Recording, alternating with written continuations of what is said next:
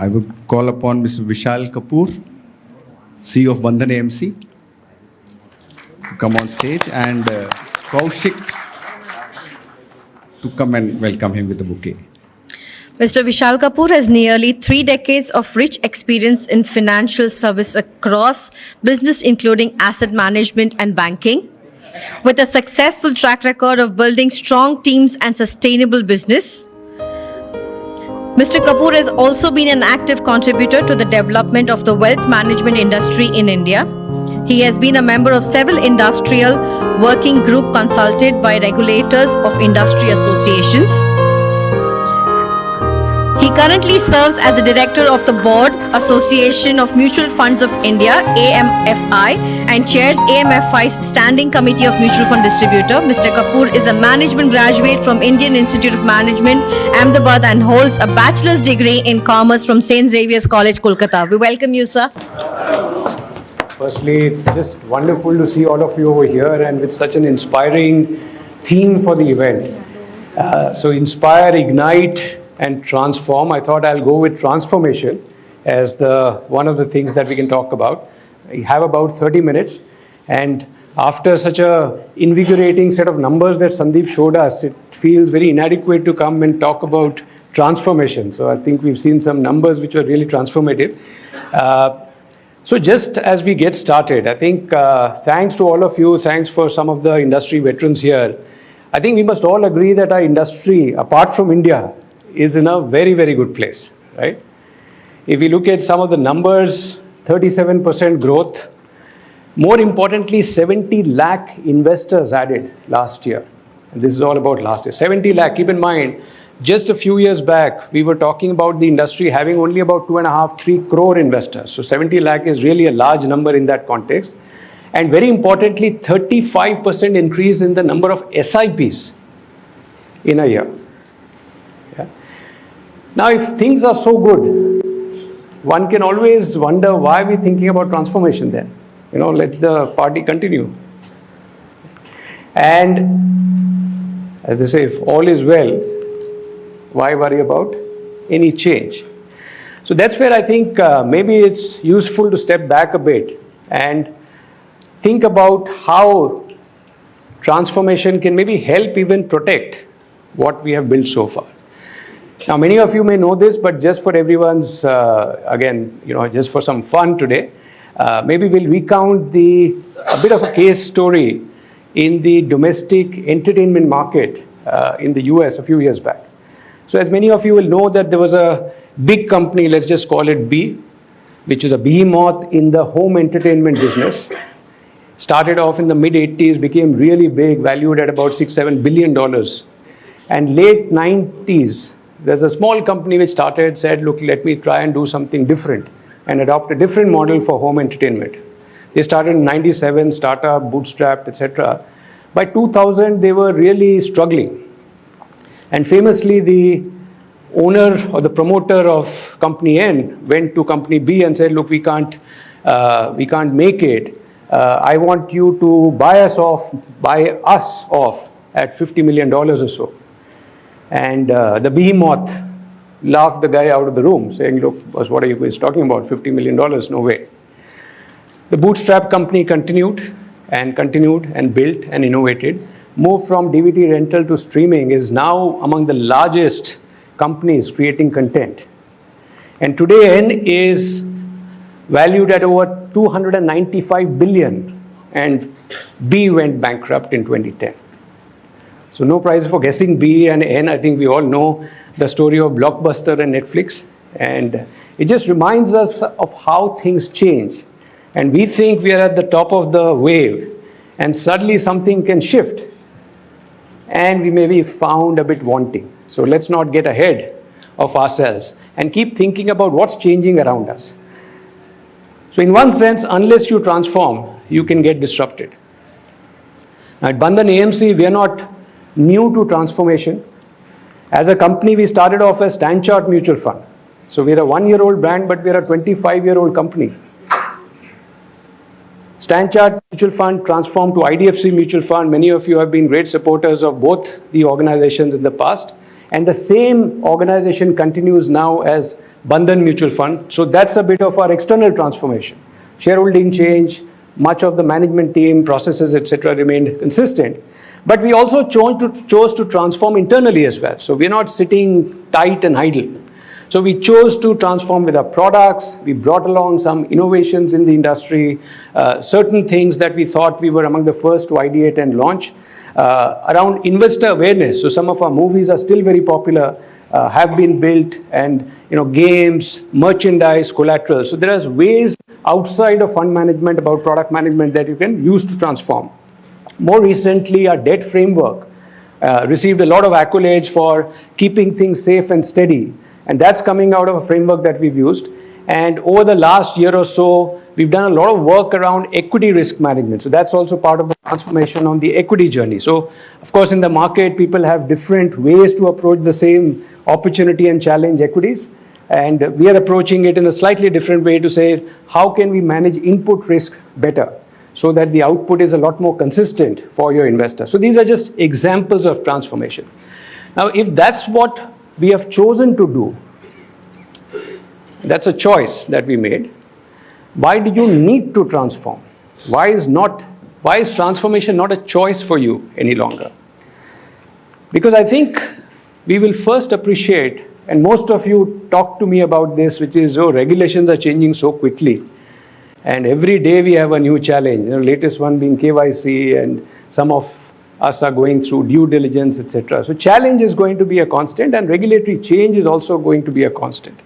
And sometimes, and many of you who've been around for longer time, you will recognize that in 2008-9, when the upfront load went away, many of us thought that this is it. This is the end of our industry. And it's very unlikely many of us will survive. And I've just captured a few of the major changes after that. This is not a comprehensive list, but commission disclosure, direct plans, fee-only advisory service, scheme categorization, upfront commissions going away, more recently B30 going away, indexation benefit going away in debt. So there is a huge amount of change that is hitting us all the time. Right? So that's one part of the equation that is changing, which is the regulatory environment, the process environment, the technology environment around us is changing very rapidly. What's also changing is our customer preference. Now, some of these things are coming out of surveys, but it tells us the nature of and the direction of change that's happening. So 62% of investors say they have very good knowledge of mutual funds. So bulk of your customers already know about mutual funds. 3 times growth in direct individual folios, individual, keep in mind, not just institutional, in the last 3 years. A fintech opened 12 lakh SIPs in January this year. 12 lakh SIPs in 1 month. And it's a 3 times growth over last year. 52% growth in passive AUMs over the last 4 years versus 23% for the broader industry. So you can see where I'm going with this. So you're not just the regulation which is transforming, not just the platform, the KYC requirements, etc. that is changing, but your customer preference is changing very rapidly as well. And this may be anecdotal data, but I think, as they say, you have to forecast various situations and see how we want to respond to that. So the question then is, what will we as an MFD do to respond to this change? And therefore the question, is transformation really a choice? Now, many of you may have, but if some of you have not, I thought we'll do a quick recap of the very famous marketing mix known as the 4 Ps of marketing.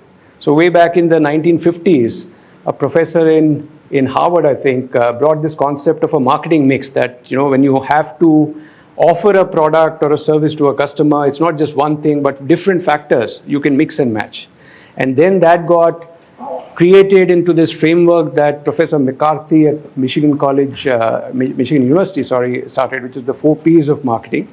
Essentially, it says that, look, to market, you have to get a product, you think about what is the product, you have to decide on the place, which is how will you offer that product to the customer, what's the location, the pricing, and what's the balance between how much you keep and what the customer gets, what's the benefit. And finally, there's the promotion, the communication, the influence that you can take to the customer. So in some ways, isn't that what we are doing, which is we are taking a product, various mutual funds, we are taking it to the customer in a way that the customer understands with their office, phone number, email, website, your office, whichever.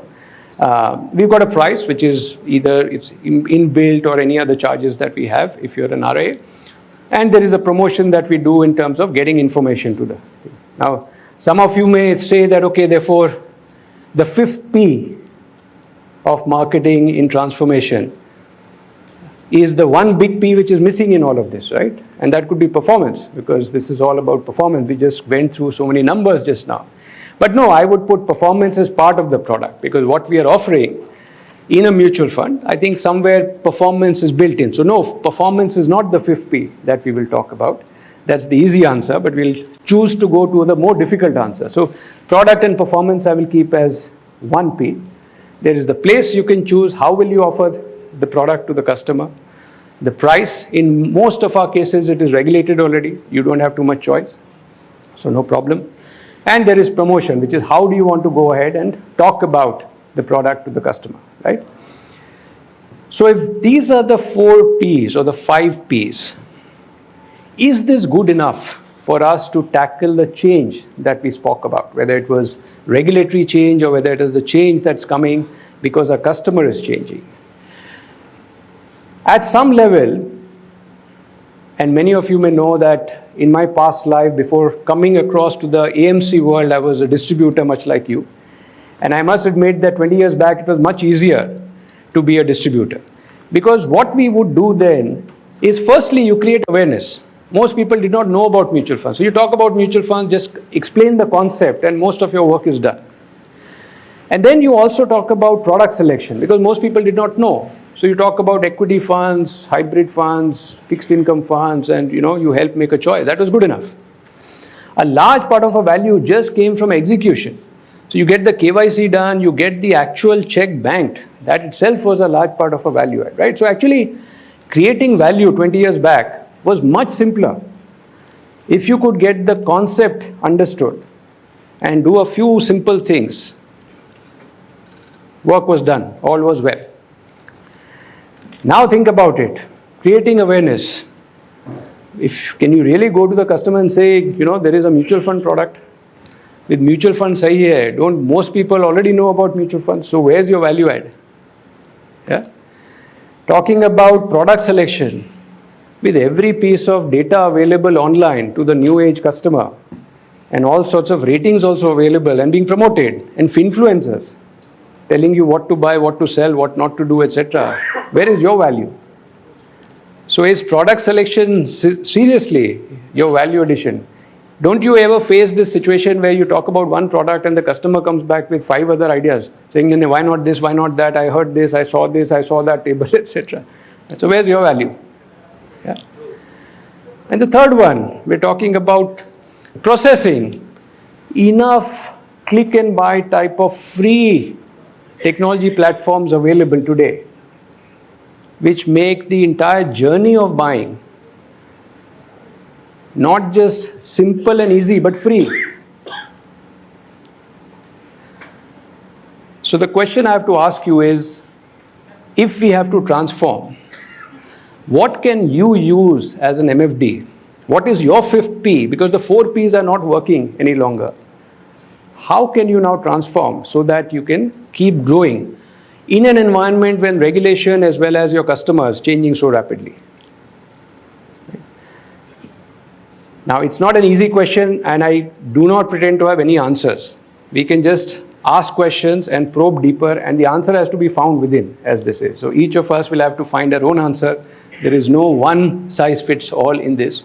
But we can offer a few ideas. So what can be your source of value addition, which is still very relevant? First, I would say, is that your technical knowledge can be far better than most of the customers, because most customers will be very cursory. It is headline information, it is 2-minute YouTube information. It is not deep enough. So can you choose deeper technical knowledge to be the big differentiator for you? Is that your source of true value? That can be one. You can also choose to focus on behavior management, because I think we have sessions, and you would have gone through hundreds of sessions about the fact that real wealth is created more because of behavior rather than product choice. So do you want to focus on behavior management and go deep into that, so that that's the one thing the customer cannot do on her own? The third area can be, what part of the wallet of the customer are you really addressing? Keep in mind, data is still telling us that out of household financial assets, we are still less than 10%. So 90% of assets are still lying in the other products. And I think we must all agree that a mutual fund product is a far smarter, far more efficient way to deliver a good outcome, well-regulated outcome than many of these products. So why not try and expand the pie? You can grow by just expanding a larger part of the wallet that your customer has. And I would really encourage that while we are all fans of equity, fixed income must be a larger part of what you offer to customers, because the bulk of investors' money is still in fixed income. And how can we do that? Yes, we know that the tax advantage is gone away, but there's no disadvantage. And if there's no disadvantage, why not look at that part of the pie? So that can be a third strategy, right?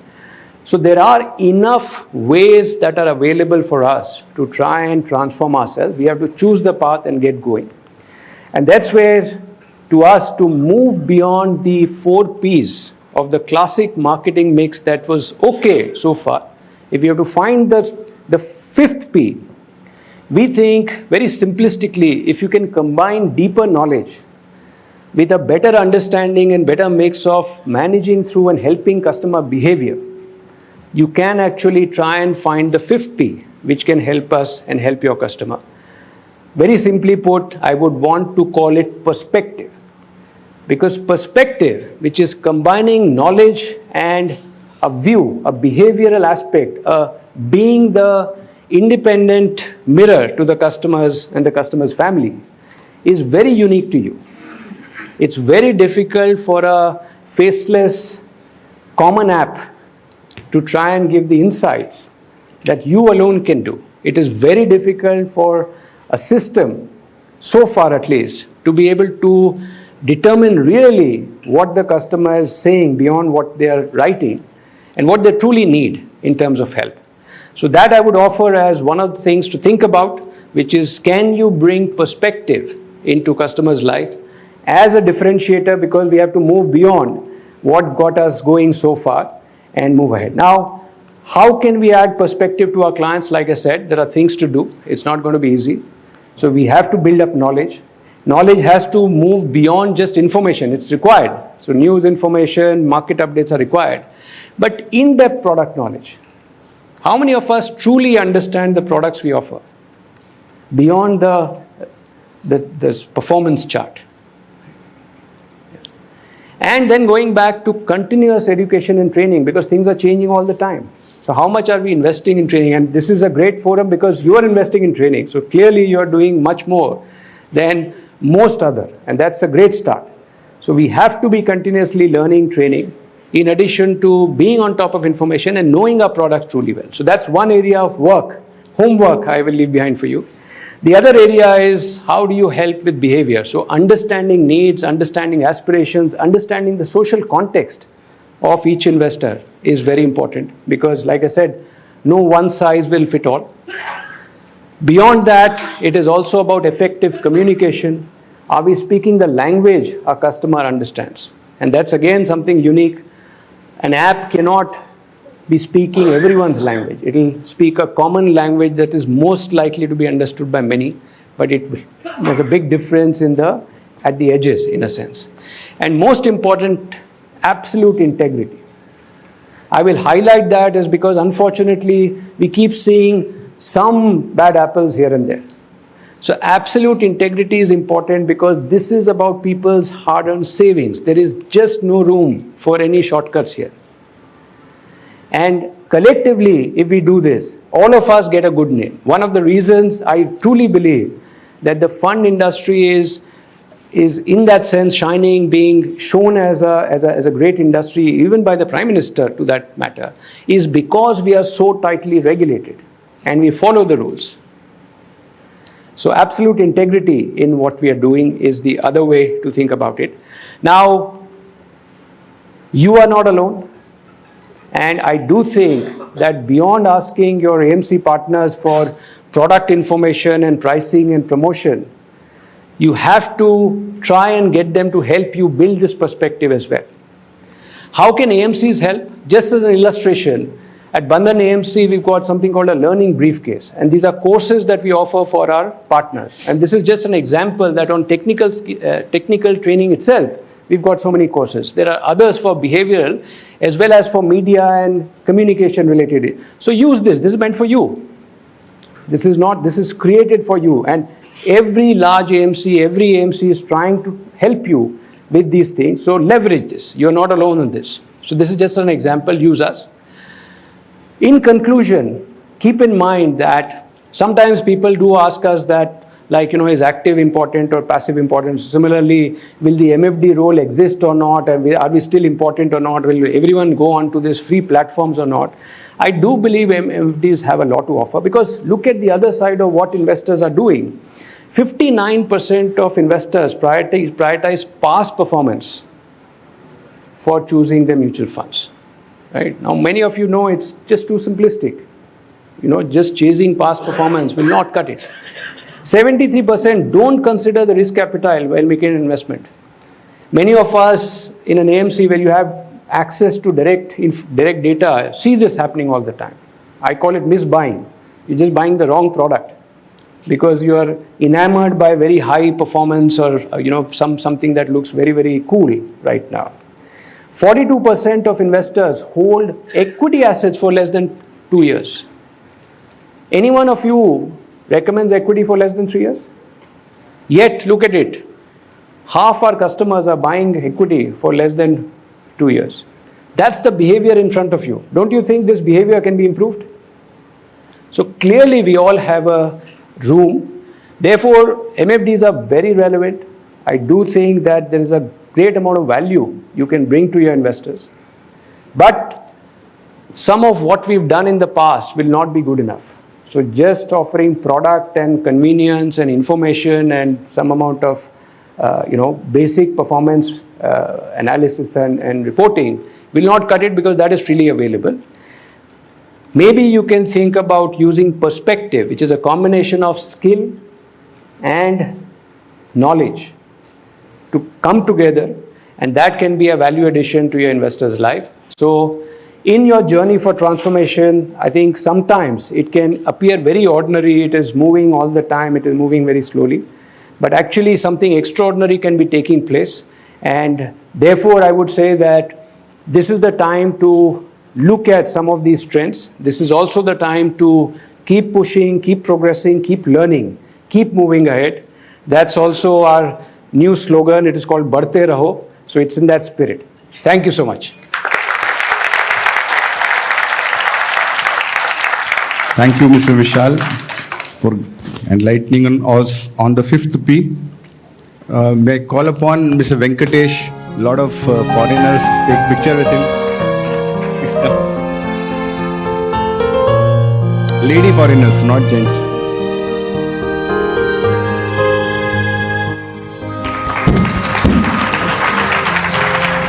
Thank you, Mr. Kapoor, for the simplified perspective of 4 Ps and igniting the 5th P pillar for us to identify. Thank you for your shared and believing that knowledge must go beyond awareness. We thank you sincerely from the depth of our heart. Thank you. Can we all have a round of applause for him?